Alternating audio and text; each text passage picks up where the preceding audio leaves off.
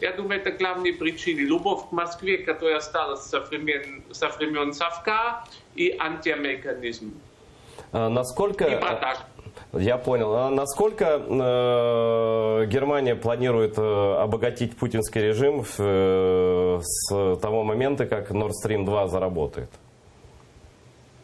Эйдер, я думаю, очень долго. Сейчас в Германии был опрос общественного мнения, сколько людей считают, что надо более близко устраивать отношения с Россией, и которые считают, что надо как есть, это вместе 72%. То есть 72% немцев, согласно с таким нормальным соцопросом, выступают за налаживать отношения с Россией вот в ее нынешнем состоянии, с ее нынешним поведением по отношению к Западу в том числе, да? Именно так. 56-58 более тесно даже, и только 14 так же, как есть.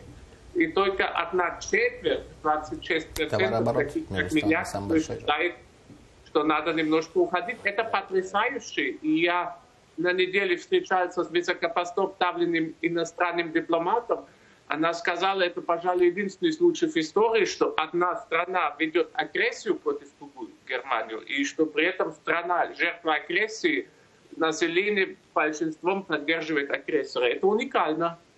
А в чем причина? В экономических интересах определенных представителей элит или в чем?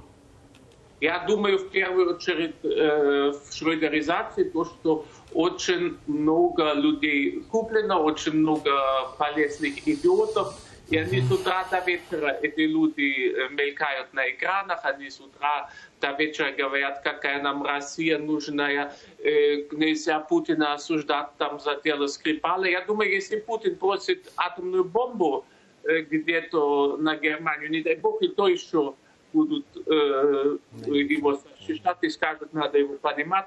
Это черный юмор уже, но действительно ситуация отчаянная, и мне это умом уже тяжело.